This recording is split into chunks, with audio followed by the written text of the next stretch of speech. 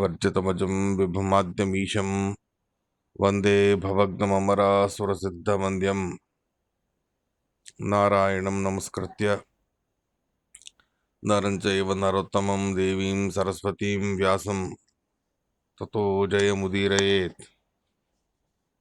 स्वस्य सुसताम् अखिलसन्मङ्गलानि भवन्तु। श्लोकैकपठनश्रवणमात्रेण वक्तुश्च श्रोतॄणां निखिल कलिकृतकल्मषापनोदनपटतरे धर्माद्यखिल पुरुषार्थ साधनीभूते श्रीमन्महाभारत तात्पर्य निर्णये अद्य किंचित पूर्वकथा प्रमेयानुवादः। श्रीगुरुभ्यो नमः। हरि ओम हरि ओम हरि ओम।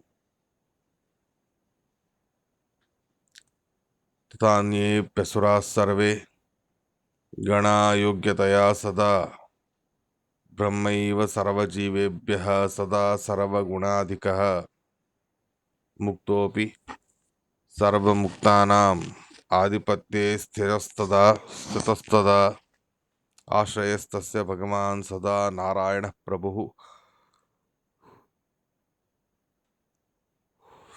इतृग यजुस्सामथर्व पंचरात्रेतिहासतः पुराणेभ्यस्तथान्येभ्यः शास्त्रेभ्यो निर्णयः कृतः। శ్రీ గురుభ్యో నమః। హరి ఓం। ఇవాళ 133వ శ్లోకం మొదటి అధ్యాయంలో మనం చెప్పుకుంటున్నాం. మొత్తానికి ఇప్పటిదాకా శ్రీమదాచార్యుల వారు చెప్పినటువంటి తత్వాలు ఏమున్నాయో వాటినన్నిటినీ కూడా ఉపసంహారం చేస్తూ ఈ అధ్యాయాన్ని సమాప్తి చేస్తారు శ్రీమదాచార్యుల వారు ఓ 5 శ్లోకాలతో.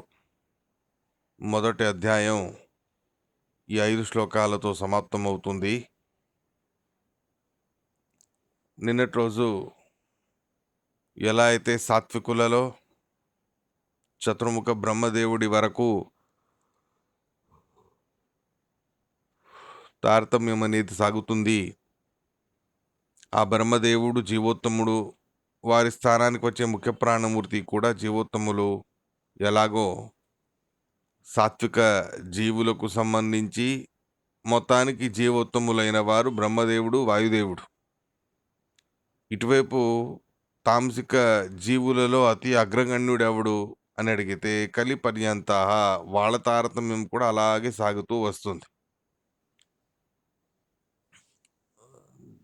మనకంటే దేవతలకు అధికమైన సౌఖ్యం, దేవతల కంటే గరుడశేషులకు అధికమైన సౌఖ్యం మోక్షలోకంలో, వారికంటే అత్యంత అధికమైన సౌఖ్యము ముఖ్య ప్రాణమూర్తికి లేదా బ్రహ్మదేవుడికి మొత్తానికి మోక్షం పొందిన తర్వాత.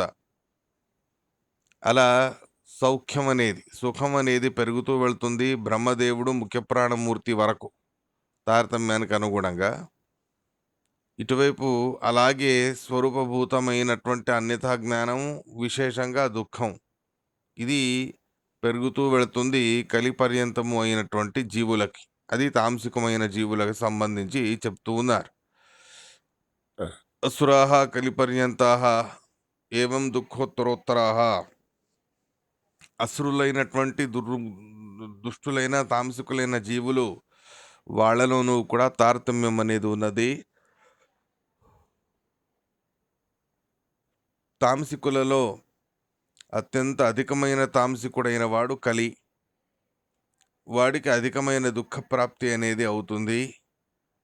వాళ్ళలోనూ కూడా బ్రహ్మాది దేవతలు ఎలా గణం అనేది ఇదివరకు మనం చెప్పుకున్నామో, అలా అసురులకు కూడా వాళ్ళకే సంబంధించిన గణం అనేది ఉన్నది. వాళ్ళకే సంబంధించినటువంటి ఒక గుంపు అనేది ఉన్నది. ఆ గుంపుకు చెందిన వారే ఆ స్థానాన్ని చేపడతారు. ఎలా అయితే బ్రహ్మదేవుడు అవ్వడానికి రుజుగణస్థ దేవతలు అనేవాళ్ళు ఉన్నారో, అలా కలి పదవిని, కలి స్థానాన్ని చేపట్టడానికి కలికి సంబంధించినటువంటి యోగ్యత కలిగినటువంటి జీవులదే ఒక గుంపు అనేది ఉన్నది. ఆ గుంపుకు చెందిన వాళ్ళే కలి అవుతారు. అలాగే విప్రచిత్తి వాళ్ళ గుంపు వేరు. అలాగే ముందు ఆ దైత్యులెలా నానా విధాలుగాను కూడా చెప్పబడ్డారో, ద్వాపర అనేపడే దైత్యుడు, వాళ్ళ గుంపు వేరే. ఈ రకంగా దైత్యులది కూడా ఆ స్థానాన్ని పట్టేటటువంటి, స్థానాన్ని చేరేటటువంటి వ్యక్తుల్లోనూ కూడా వ్యత్యాసం అనేది ఉన్నది. మొత్తానికి దైత్యులలో అందరికంటే అధికమైన అజ్ఞాని, అధికమైనటువంటి దుఃఖాన్ని అంటే అంధతమస్సులో అనుభవించేవాడు కలిపురుషుడు అనేటటువంటి మాటని కూడా మనం ఇలా తెలుసుకోవచ్చు. ఇలా ఉండగా తథాప్యన్యేప్యసురాः సర్వే గణాః యోగ్యతయా సదా బ్రహ్మైవ సర్వజీవేభ్యః సదా సర్వగుణాధికः. గుణాలలో అత్యంత అధికులైన వారు ఎవరు? మొత్తానికి సకల జీవరాశుల్లో తీసుకుంటే తామసికుల కంటే గుణవంతులైన వాళ్ళు సాత్వికులు. ఆ సాత్వికుల్లోనూ కూడా అత్యంత అధికమైన గుణవంతులైన వారెవరు అంటే చతుర్ముఖ బ్రహ్మదేవుడు. వారు సంసారావస్థలోనూ కూడా సర్వజీవ నియామకులై ఉన్నారు ఎలాగో, అలాగే మోక్షాన్ని పొందిన తర్వాతను కూడా ముక్తోపి సర్వముక్తానాం ఆధిపత్యే స్థితస్తదా. మోక్షాన్ని పొందిన తర్వాతను కూడా ముక్త జీవరాశులు ఎవరైతే ఉన్నారో వాళ్లకు అధిపతిగానే ఉంటాడు చతుర్ముఖ బ్రహ్మదేవుడు. ఇక్కడ తనకంటే అధములైన జీవుల్ని ప్రేరణాదులు చేయడం, మోక్షలోకంలోనూ కూడా అలాగే ముక్తులైనటువంటి సాత్వికులందరికీ కూడా నియామకుడై ఉంటారు చతుర్ముఖ బ్రహ్మదేవుడు. ఆ బ్రహ్మదేవుడికి విశేషంగా ఆశ్రయమైన వాడు, ముఖ్యమైన నియామకుడైన వాడు, సర్వత్ర స్వతంత్రుడైన వాడు భగవంతుడు. ఆయన ఎల్లవేళలాను కూడా సదాకాలంలోనూ కూడా ఆయన సర్వప్రేరకుడై సర్వోత్తముడై ఉండే ఉంటాడు. బ్రహ్మదేవుడు ముక్త జీవరాశులకి మాత్రమే నియామకులవుతారు. సంసారావస్థలో ఉండే బ్రహ్మదేవుడు సంసారావస్థలో ఉండే జీవరాశులకు నియామకులు అవుతారు. కానీ భగవంతుడు ముక్త జీవరాశులకి నియామకుడవుతాడు. సంసారావస్థలో ఉండే జీవరాశులకి కూడా నియామకుడై ఉంటాడు. ఇది పరమాత్ముడి యొక్క విశేషత.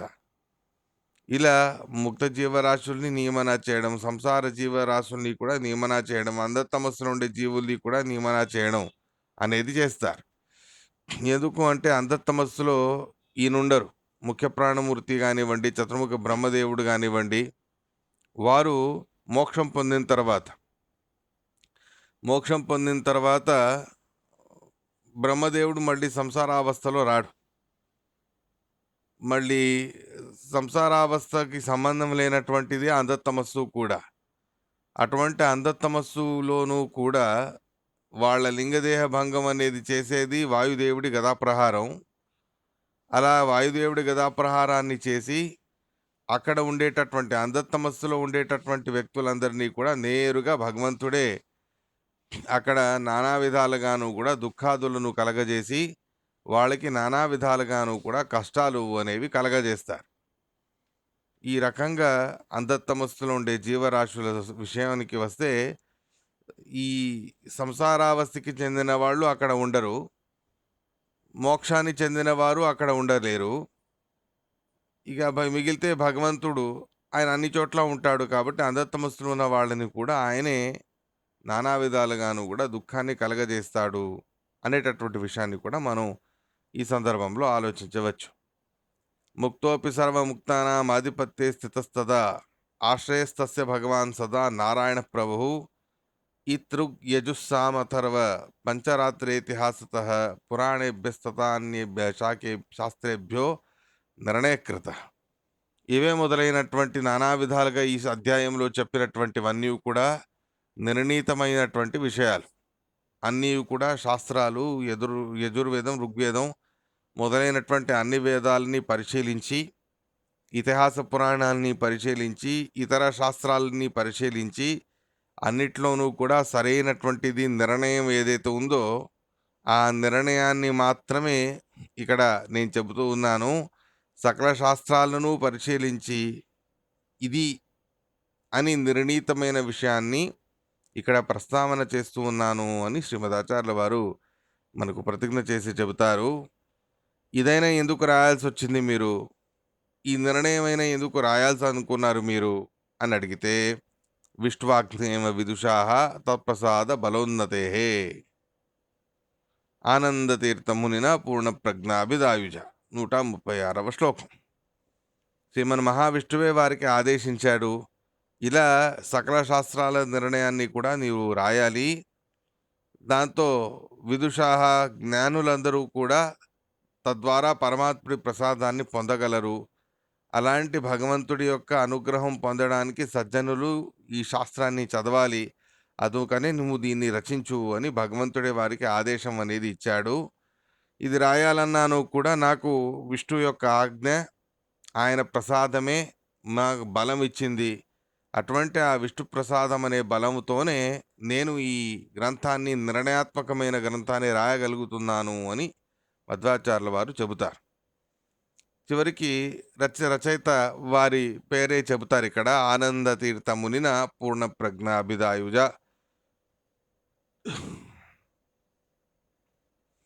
ఆనంద తీర్థులు, పూర్ణ ప్రజ్ఞ ఇవన్నీ మన మధ్వాచార్యుల వారి పేర్లే. అలాంటి ఆనంద తీర్థ భగవత్పాదాచార్య లేదా ఆనంద తీర్థ ముని అయిన పూర్ణ ప్రజ్ఞ అంతే సర్వజ్ఞ శిఖామణి అయినటువంటి మధ్వాచార్యులు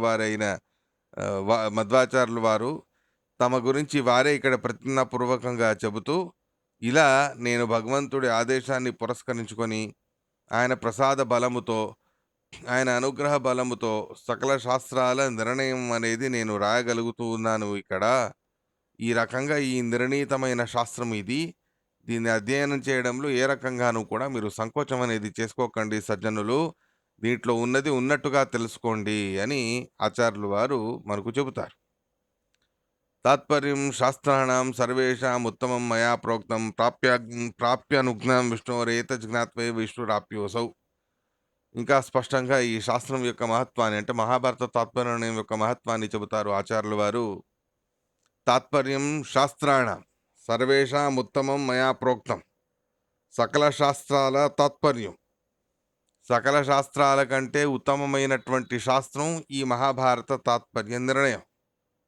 సకల శాస్త్రాల తాత్పర్యం కాబట్టే సకల శాస్త్రాల కంటే ఉత్తమోత్తమైనటువంటిది ఇది. ఇటువంటి ఉత్తమోత్తమైనటువంటి ఈ శాస్త్రాన్ని భగవంతుడి ఆదేశాన్ని పురస్కరించుకునే నేను రాశాను అని ఆచార్యుల వారు చెబుతారు. సుమధు విజయంలోనూ కూడా అటువంటి సందర్భం అనేది మనం విని ఉన్నాం. పారాచార్య పరతత్వ ప్రసిద్ధై తాత్పర్యార్థం పరం భారతస్య వ్యక్తం వక్తుం న్యూనక్తి స్మ సాక్షాదేనం ధన్యం భువనే మన్యమానః. సుమద్విజయ 10వ సర్గంలోనూ కూడా ఈ మాట ప్రస్తావన చేస్తారు నారాయణ పండితాచార్యుల వారు. పారాచార్య అంటే వేదవ్యాసుల వారే పరతత్వ ప్రసిద్ధి, భగవంతుడి తత్వం అనేది సిద్ధం అవ్వాలి అని చెప్పి సకల శాస్త్రాల తాత్పర్యార్థం అని ఈ గ్రంథాన్ని రాయి అని శ్రీమద్ ఆచార్యుల వారికి ఆదేశం అనేది ఇచ్చారు. అలాంటి భగవంతుడి ఆజ్ఞని స్వీకరించే నేను ఈ శాస్త్రాన్ని రాశాను. విష్ణోరేతజ్ జ్ఞాత్వైవ విష్ణు ఆప్యోసౌ. ఏతజ్ జ్ఞాత్వైవ విష్ణు ఆప్యః. ఈ శాస్త్రాన్ని తెలుసుకుంటేనే భగవంతుడి ప్రాప్తి కూడా మనకు అవుతుంది అని భగవత్ ప్రాప్తికి అత్యంత అనివార్యమైన సాధనముగా ఈ ప్రథమ అధ్యాయాన్ని, మహాభారత తాత్పర్య నిర్ణయాన్ని మనకు ఆచార్యుల వారు స్వయం వారే చెబుతూ ఉన్నారు. భగవత్ ప్రాప్తికి అనివార్యంగా తెలుసుకోవలసినటువంటిదైనటువంటి శాస్త్రం ఇది. ఇది మహాభారత తాత్పర్య నిర్ణయ సర్వశాస్త్ర అర్థ నిర్ణయ నామ ప్రథమో అధ్యాయ. ఇలా మహాభారత తాత్పర్య నిర్ణయములో సకల శాస్త్రాల నిర్ణయాత్మకమైన మొదటో అధ్యాయం ఈ 137వ శ్లోకముతో సమాప్తమవుతుంది. ఇలా మహాభారత తాత్పర్య నిర్ణయం ప్రథమాధ్యాయం అనేది సమాప్తమయ్యాక రెండో అధ్యాయానికి మంగళాచరణం అనేది చేస్తారు శ్రీమదాచార్యులు వారు. ఈ రెండో అధ్యాయంలోనూ కూడా ఎన్నో విషయాల్ని చెబుతూ వస్తారు. శాస్త్రార్థ నిర్ణయం అని మొదటి అధ్యాయానికే పేరు. అలాగే ఇతర నానా విధాలుగా ప్రమాణాలు అని ఏవైతే ఉన్నాయో, వివిధ ప్రకారాలుగా ఉండేటటువంటి ప్రమాణపురస్సమైన శాస్త్రాలు, మహాభారతం మొదలైనవి ఏవైతే ఉన్నాయో వాటిని అన్నింటినీ కూడా చక్కగా పరిశీలించి ఎక్కడెక్కడ నిర్ణయం అనేది ఇవ్వాలో చూసి, అలాంటి ఆ నిర్ణయాన్ని రచించడానికే అనే రెండవ అధ్యాయాన్ని కూడా విశేషంగా శ్రీమదాచార్యులు వారు మనకిక్కడ రాసి చూపిస్తూ ఉన్నారు. మొత్తానికి మొదటి అధ్యాయం సమాప్తం అయ్యింది అని చెప్పి మనం ఆపడం వద్దు. రెండవ అధ్యాయాన్ని కూడా మొదలుపెట్టేద్దాం.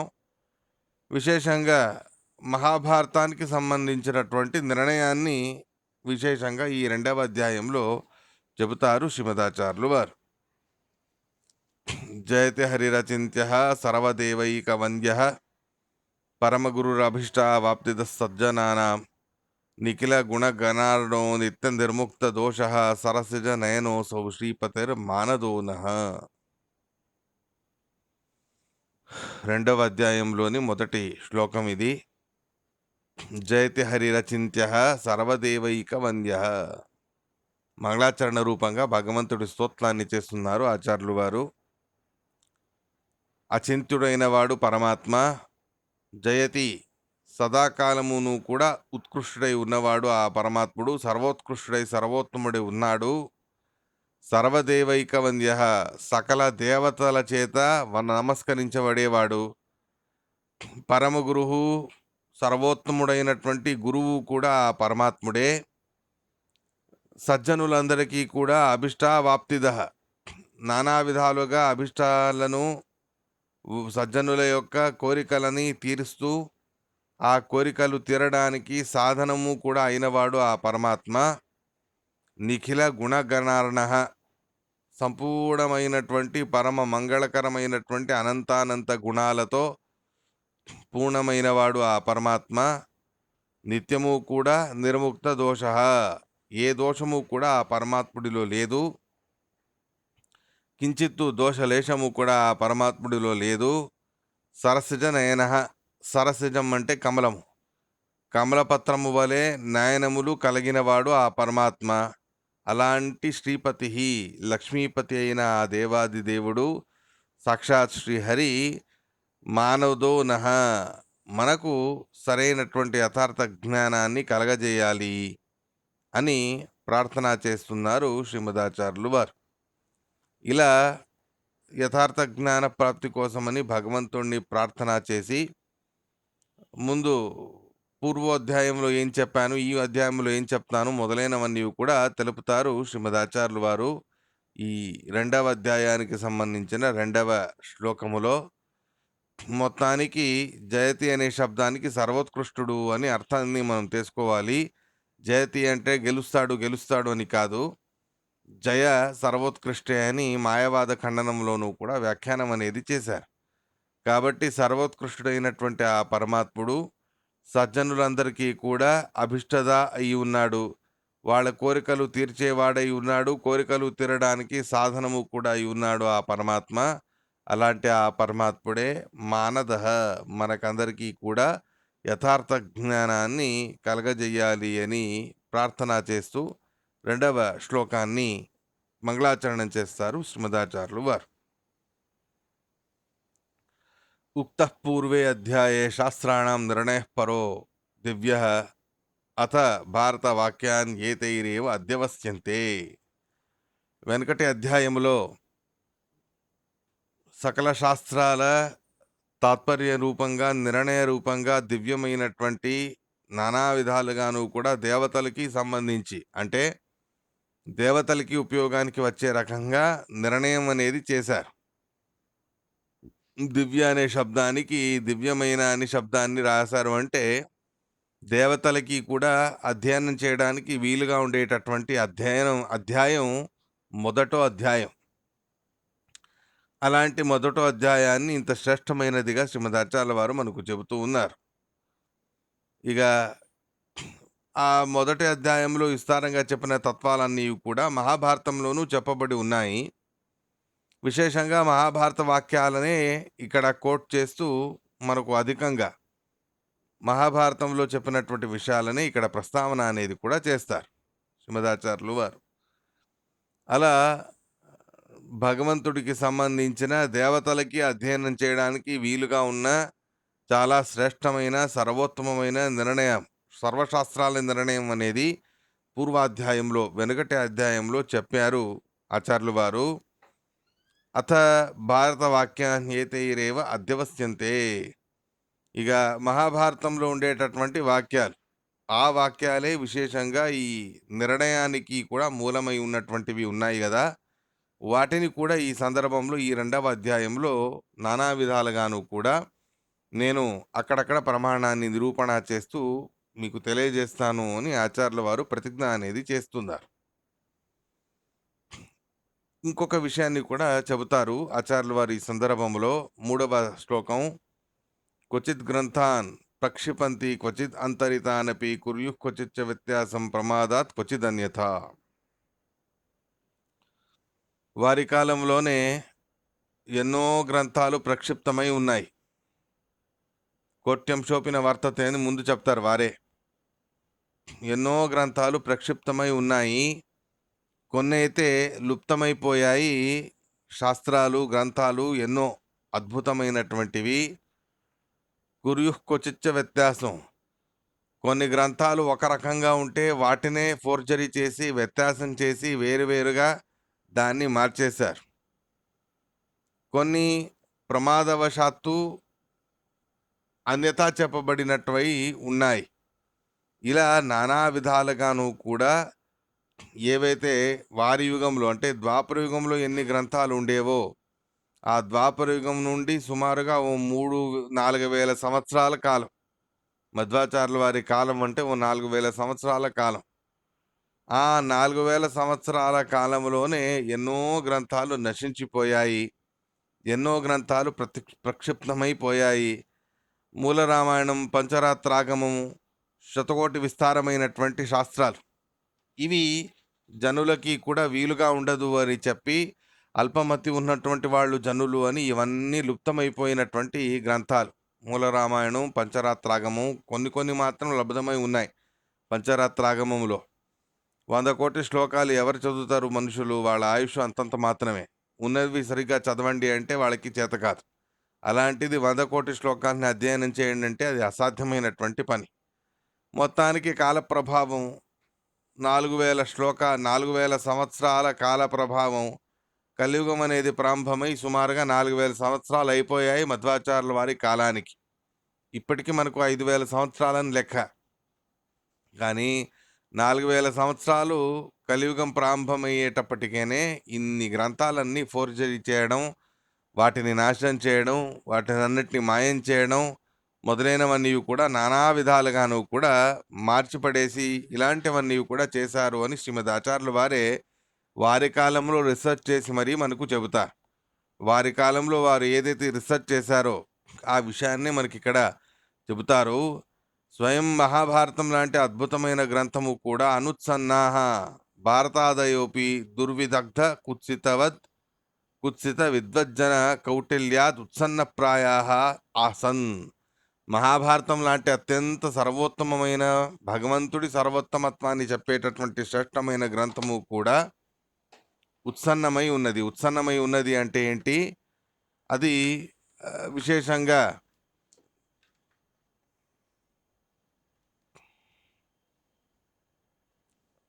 దుష్టులైనటువంటి పురుషులు, దుర్జనులు ఎవరైతే ఉన్నారో అలాంటి కుత్సితమైనటువంటి బుద్ధి ఉన్న వాళ్ళు, వాళ్ళ విద్వాంసులే, వాళ్ళు కూడా పెద్ద పండితులే. మంచి సంస్కృత జ్ఞానం అనేది వాళ్ళకి ఉన్నది. అలాంటి సంస్కృత జ్ఞానం ఉన్నటువంటి సంస్కృత పండితులైనటువంటి దుర్జనులైన వాళ్ళు ఎవరైతే ఉన్నారో అసురజనులు, వాళ్ళు తమ కౌటిల్యంతో ఈ మహాభారతాన్ని కూడా మార్చి పడేశారు. మంగళాచరణ శ్లోకాన్ని ఎత్తిపడేశారు. సామాన్యంగా మనకందరికీ తెలిసింది మహాభారతానికి మంగళాచరణం అనేది నారాయణం నమస్కృత్య అనే శ్లోకం మాత్రమే. కానీ అది కాదు మంగళాచరణం దానికి అని ఆచార్యుల వారు చెబుతారు.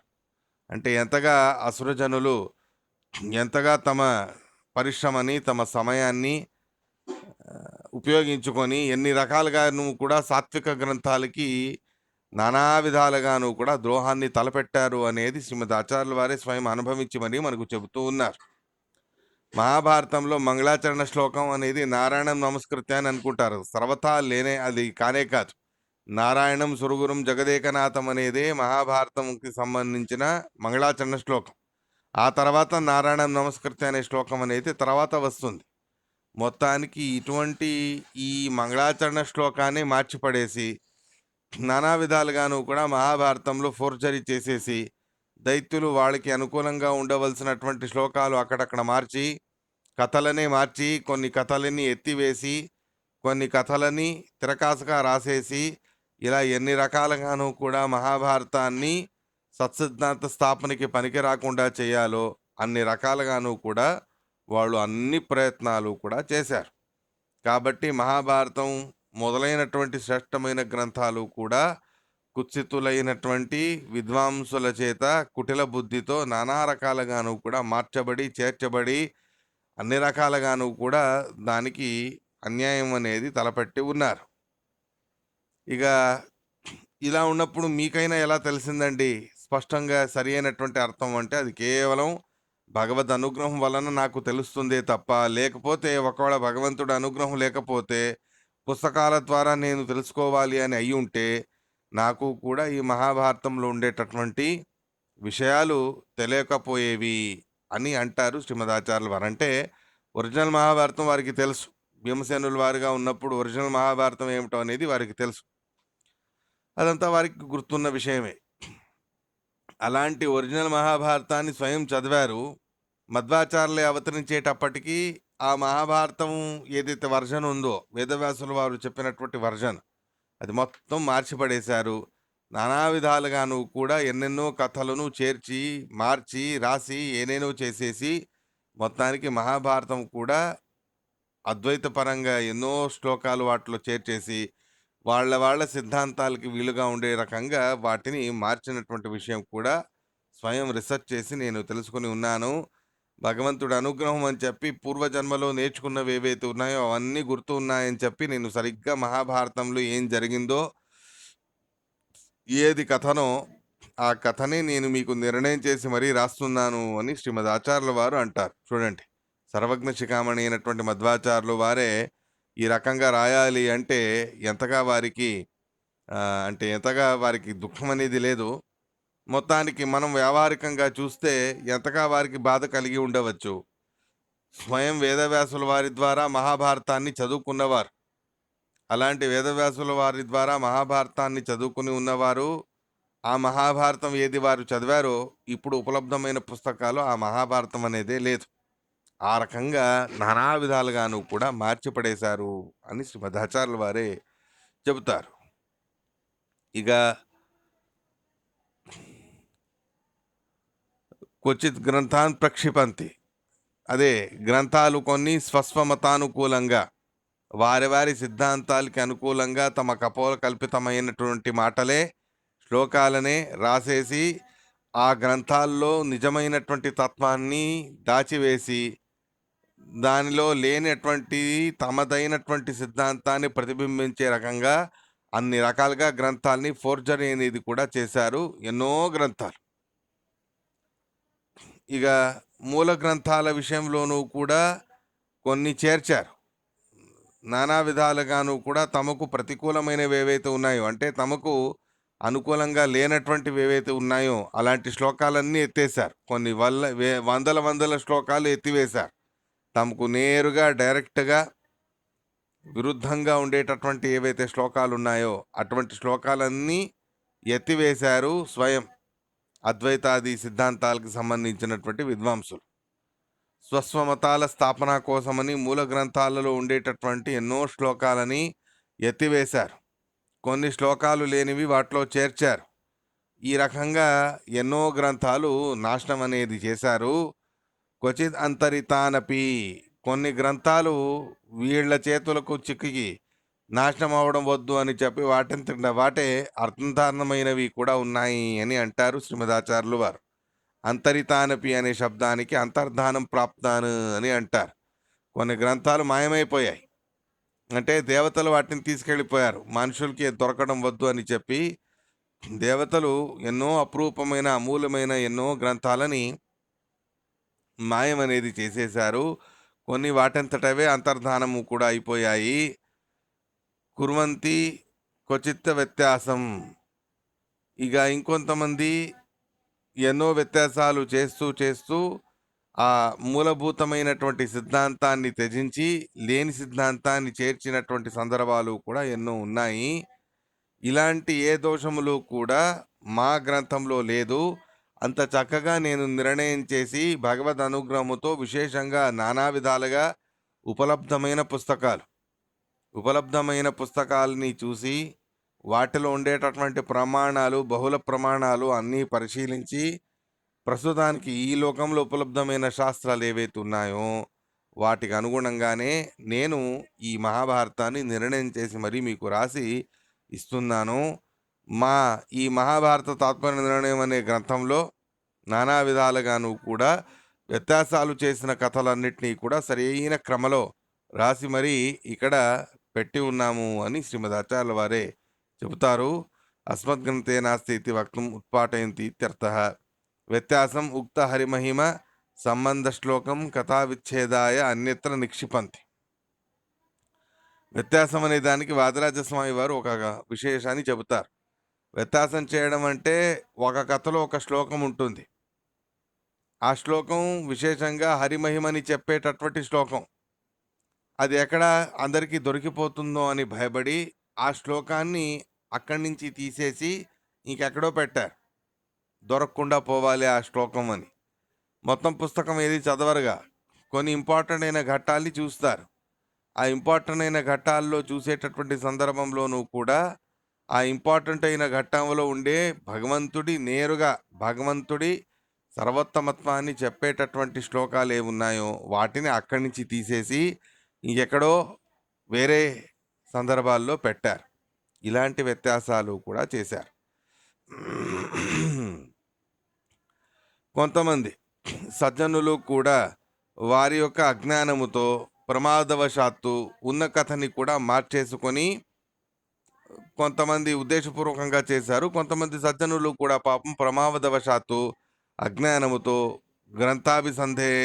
సంధేర్ అన్యతా కుర్యుహు. ఈ ఉన్న దాంట్లో ఉన్నట్టుగా చెప్పకుండా దాన్ని ఇంకొక రకంగా చెప్పేటటువంటి సందర్భం కూడా ఉన్నది. ఇలా ఎన్నో గ్రంథాలు ఈ రకమైనటువంటి వివిధ ప్రకారాలుగా వ్యత్యాసం అనేది జరిగినది అని శ్రీమద్ ఆచార్యుల వారు చెబుతారు. అంటే వారి కాలంలోనే 1000 సంవత్సరాల వెనకే ఇంత ప్రబలంగా అసుర శక్తులన్నీ కూడా సర్వోత్తమత్వాన్ని, హరి సర్వోత్తమత్వాన్ని, సరైన శాస్త్ర సిద్ధాంతాన్ని ఎవరు తెలుసుకోకూడదు అని చెప్పి ఎన్ని గందరగోళాలు చేయాలో అన్ని గందరగోళాలన్నీ కూడా చేసేశారు.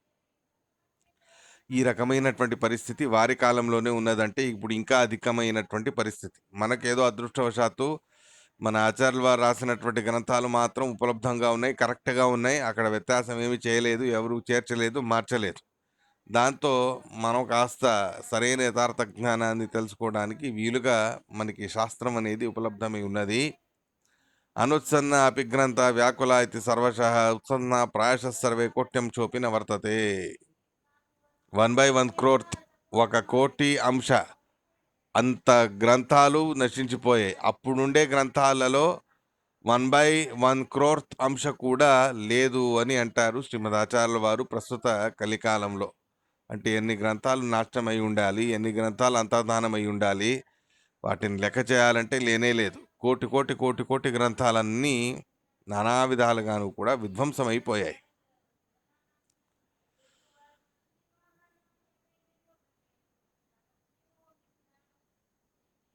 ఉత్సన్న ప్రాయశ సర్వే కోట్యం శోపిన వర్తతే. గ్రంథోప్యేవం విలులిత కింబర్తో దేవదుర్గమ కాలావేవం వ్యాకులతే నిర్ణయాయ ప్రచోదిత. అయం గ్రంథ అంటే మహాభారతం. ఈ మహాభారతం పరిస్థితి కూడా అంతే. ఈ మహాభారతము కూడా విలులిత ఎన్నో రకాలుగాను కూడా మార్పులకి చేర్పులకి గురి అయి ఉన్నది. అన్ని రకాలుగాను కూడా మహాభారతాన్ని కూడా చాలా విధాలుగా అద్వైతాది సిద్ధాంత పరంగా వాళ్ళకి వీలుగా ఉండేటటువంటి శ్లోకాలని చేర్చి మార్చి అన్ని రకాలుగా ఫోర్జరీ చేసి మహాభారతాన్ని కూడా వివిధ ప్రకారాలుగాను కూడా ధ్వంసం చేసి పడేశారు. అంతేకాకుండా మహాభారతం అనేది దేవతలకి అర్థం కానటువంటి స్థాయిలో ఉన్నది. దేవదుర్గమః దేవతలకి సరిగ్గా అర్థం కానటువంటి స్థితిలో మహాభారతం అనేది ఉన్నది. అంతటి కఠినమైనటువంటి గ్రంథం. అది ముందే అర్థం కాదు. రెండోది అర్థం చేసుకున్నామా ఏదో కొద్దో గొప్పో అని అంటే, ఆ కొద్దో గొప్పోని కూడా సరిగ్గా అర్థం చేయకుండా, వాటిని కూడా వ్యత్యాసం చేసి, మార్చి పడేసి, ఇన్ని రకాలుగా మహాభారతానికి కూడా హానిని చేసేశారు దైత్యులు. కలియుగ ప్రభావానికి ఈ రకంగా గ్రంథమంతయు కూడా మహాభారతము కూడా వ్యత్యాసమైపోయింది. కాబట్టే భగవంతుడి ప్రేరణకి అనుగుణంగా సరి అయిన నిర్ణయం అనేది మహాభారతంలో కథలు, సిద్ధాంతాలు, తత్వాలు మొదలైనటువంటివి సరైనటువంటి నిర్ణయం చేసి మరీ చెప్పాలి అని భగవంతుడు ఆదేశించాడని చెప్పి, నేను ఇక్కడ మహాభారత తాత్పర్య నిర్ణయం అనే గ్రంథాన్ని రాస్తున్నాను అని శ్రీమదాచార్యులు వారు తాము ఈ గ్రంథాన్ని రాయడానికి ఉద్దేశం ఏమిటా అన్నదాన్ని స్వతహా వారి మాటలతోనే గ్రంథక్షిప్తమై అంటే గ్రంథంలోనే గ్రంథ రూపంగా రచించి పెట్టారు ఇన్ని రకాలుగా ఉండేటటువంటి శ్లోకాలని. మొత్తానికి నిర్ణయం చేయడానికి మీకైనా సామర్థ్యం ఎలా వచ్చింది అంటే, హనినా నిర్ణయాన్ని వచ్చి మొట్టమొదటికి భగవంతుడి యొక్క ఆదేశం, ఆయన ఆజ్ఞ, ఆయన ప్రసాదముతో ఎక్కడెక్కడ వ్యత్యాసం జరిగింది అనేది నాకు తెలుసు. ఎక్కడెక్కడ నానా విధాలుగా ఫోర్జరీ చేశారు, ఏ ఏ కథల్ని ఫోర్జరీ చేశారు, ఏ ఏ తత్వాల్ని ఫోర్జరీ చేశారు అనేది కూడా నాకు తెలుసు.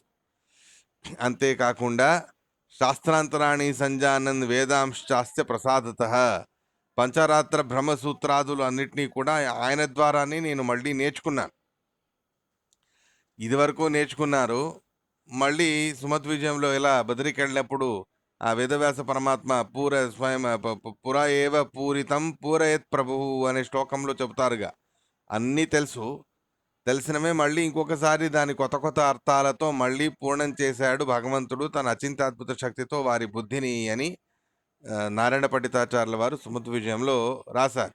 పుర ఏవ పూరితం పూరయత్ ప్రభు, అచింత్య శక్తితో వెనకనే సర్వజ్ఞ శిఖామణి పూర్ణమైనటువంటి బుద్ధి ఉన్న పుణ్యప్రజ్ఞాచారులు వారికి అన్ని తత్వాలు ఇంకొకసారి మళ్ళీ కొత్త కొత్త విషయాలన్నీ చేర్చి వాటిని ఉపదేశం చేసి మళ్ళీ ఇంకా పూర్ణమైనటువంటి బుద్ధిని పూర్ణప్రజ్ఞాచారులు వారిని మళ్ళీ పూర్ణప్రజ్ఞాచారులుగా చేశారు వేదవ్యాస పరమాత్మ.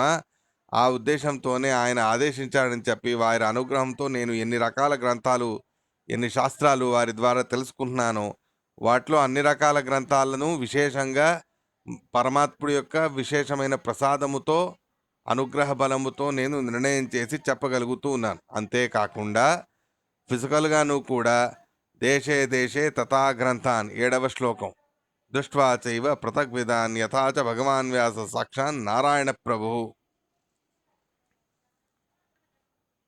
జగాద భారతాద్యేషు తథా వక్షే తదీక్షయా సంక్షేపాత్ సర్వశాస్త్రార్థం భారతార్థానుసారత.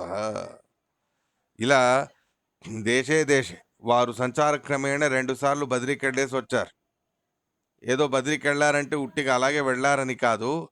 బద్రికి వెళ్ళేటప్పుడు అక్కడక్కడ ఆ ప్రాంతాలలో ఉన్న ఎన్నో గ్రంథాలని దృష్ట్వా చూసి, పృథక్ విధాన్ వేరువేరుగా ఉండేటటువంటి ఎన్నో ఉపలబ్ధమై ఉన్నటువంటి గ్రంథాలు, వివిధ ప్రకారాలుగా ఉండే గ్రంథాలన్నిటినీ కూడా చూసి రీసెర్చ్ చేసి, యథాచ భగవాన్ వ్యాస ఏ అభిప్రాయంతో ఏ రకంగా అయితే వేదవ్యాస పరమాత్మ చెప్పి ఉన్నాడో, ఆ సాక్షాత్ నారాయణ రూపీ పరమాత్ముడు ఏదైతే క్రమంగా చెప్పి ఉన్నారో అటువంటి ఆ విషయాన్ని యథార్థంగా సరిగ్గా భారతాది పురాణాల్లో, భారతాది ఇతిహాసాలలో సరిగ్గా ఇతర గ్రంథాలని రెఫర్ చేసి భగవంతుడి యొక్క ఉపదేశాన్ని పొంది వేదవ్యాస రూపముతో, నారాయణ రూపముతో భగవంతుడి ఉపదేశాన్ని కూడా పొంది ఆయన ఇచ్చిన జ్ఞానశక్తితోనే సరిగ్గా మహాభారతం అనే మహాగ్రంథాన్ని నిర్ణయం చేసి సంక్షేపంగా సకల శాస్త్రాలు కూడా మహాభారతానికి అనుగుణంగానే నిర్ణయం చేసి మరి నేను ఈ మహాభారత తాత్పర్య నిర్ణయంలో రాస్తున్నాను. పేరుకి ఇది మహాభారత తాత్పర్య నిర్ణయం మాత్రమే, కానీ సకల పురాణాల నిర్ణయము కూడా దీంట్లో ఉన్నది, సకల శాస్త్రాల నిర్ణయము కూడా దీంట్లో ఉన్నది. ఇలా సకల శాస్త్రాల పురాణాల నిర్ణయ రూపమైనటువంటి మహాభారత తాత్పర్య నిర్ణయాన్ని ఆ భగవంతుడి అనుగ్రహంతో నేను స్వతహా రీసెర్చ్ చేసి ప్రస్తుతం ఉపలబ్ధమైన పుస్తకాలన్నిటినో రిఫరెన్స్ చేసి వాటిలో ఉండేటటువంటి సరైన తత్వాన్ని చూసి వాటినన్నింటినీ కలబోసి నేను ఇక్కడ రాసి ఇస్తున్నాను అని ఇంత విశేషాన్ని చెబుతారు శ్రీమదాచార్యుల వారు ఈ సందర్భంలో. మొత్తానికి మహాభారత తాత్పర్య నిర్ణయం అంటే మహాభారతంలో కథ ఎలా ఉన్నది అనేటటువంటిది ఎగ్జాక్ట్‌గా ఉండేటటువంటి కథ ఎలా ఉన్నది అనేటటువంటి విషయాన్ని ముందు చెబుతారు. అవేమిటో అన్నదాన్ని మనం రేపటి రోజు తెలుసుకుందాం. ఇవాల్టికి శ్రీకృష్ణార్పణమస్తు.